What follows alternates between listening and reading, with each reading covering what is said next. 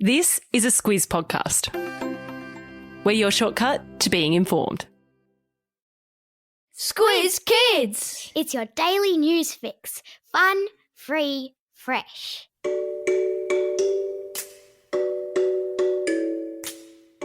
Hello and welcome to Squiz Kids Today, your fresh take on what's happening in the world around you. I'm Bryce Corbett. It's Wednesday, October 20. In Squiz Kids Today, the great Australian vaccine race, Kenya's camel-ccinos, meet the new yellow wiggle, and why Pepsi's no good with pork. That's what's making news, kids style. The lowdown. And they're off and racing, ladies and gentlemen, in the final stretch of the great Australian vaccine race, with the only question now being who's going to cross the finish line first and who's likely to come in last.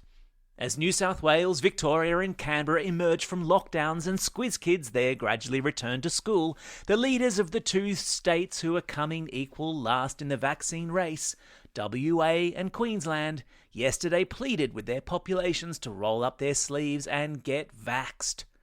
In the race among Australian states to get their people vaccinated, the ACT is currently leading the pack with 81.7% of its population double-dosed, closely followed by New South Wales in second place with 81.6%, Tasmania in third place with 69.4%, and Victoria at a respectable fourth place with 68%. Dragging their heels and needing to get their vaccination skates on, according to their own leaders, are South Australia and the Northern Territory, with just over 59% each of their populations having received a second dose of the COVID vaccine, and, down at the bottom of the ladder, Queensland with 57.5% and Western Australia on just over 56%. Come on, Queensland and WA, you can do it.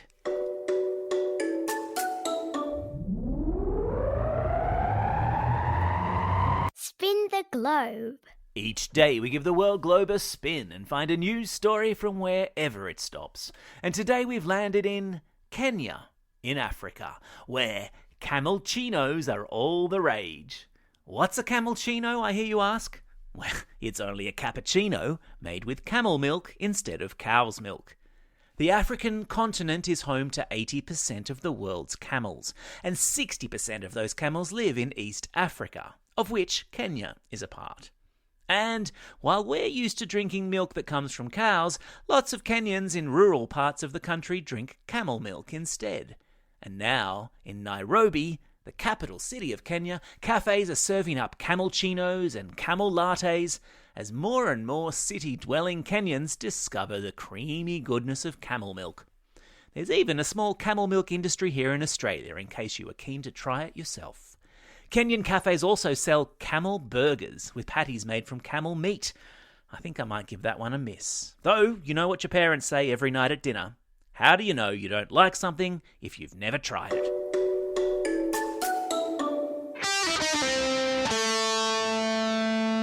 Pop Culture Corner. And it's a big wiggly welcome to the new yellow wiggle 15-year-old Sihai Hawkins, who was yesterday named to replace Emma Wiggle and will inherit her trademark yellow skivvy.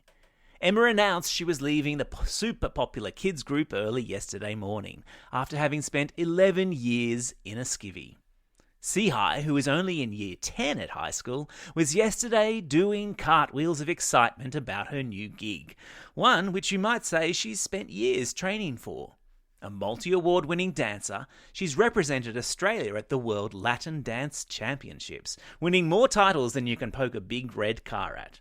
Sihai, who was born in Ethiopia in Eastern Africa and adopted by an Australian family, has been dancing since she was a little girl and auditioned for the Wiggles from her dance school in Western Sydney earlier this year.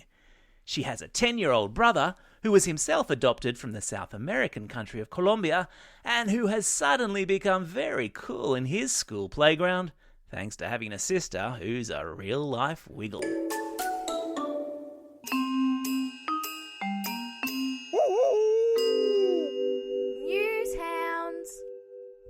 this weekly segment, we get busy with Squizzy the news hound, sniffing out fake news and misinformation, which is everywhere on the internet. And this week, Squizzy has been sniffing around a very fishy story. Actually, truth be told, it's more of a porky story. There's a video doing the rounds of social media claiming to show worms squirming out of a piece of pork when Pepsi is poured over it. But, as good news hounds, we know that whenever we see something on the internet that looks or sounds suspicious, we need to stop, think, and check. A quick internet search will tell you that yes, pork can have tiny parasites, which is why it's important to cook it thoroughly, but those parasites are microscopic, meaning you would never see them with the naked eye. This pork and Pepsi video is what's known as a zombie claim, and they're all over the internet. Even though scientists have said repeatedly that it's a fake, like a zombie, this video keeps coming back from the dead. And yes, there's a link in your episode notes so you can spot the fake for yourself. Time for the quiz. This is the part of the podcast where you get to test how well you've been listening. Question number 1. What sort of milk is being mixed with coffee in Kenya? That's right, it's camel milk. Question number 2. In which country was new yellow wiggle sea-high Hawkins born? That's right, it's Ethiopia. Question number 3. Squizzy, the news hound, found a story today that didn't smell right, involving the pouring of what soft drink over pork? That's right, it's Pepsi.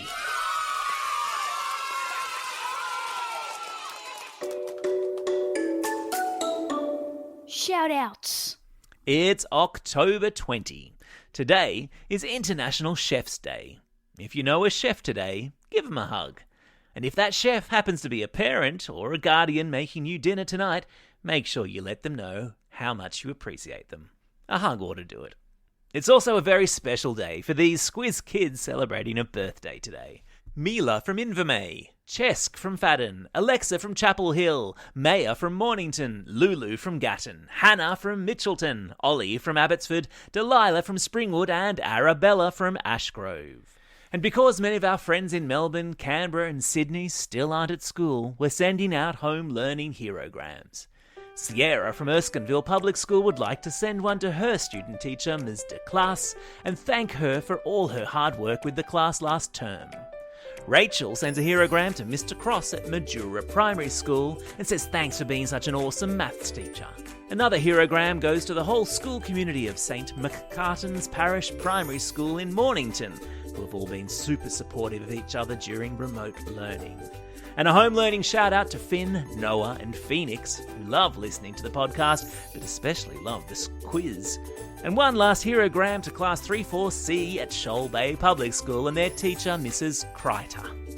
And finally, classroom shout-outs go to Classes 4T and 4D at St. Joseph's Primary School in Kempsey, who are lucky enough to not be in lockdown.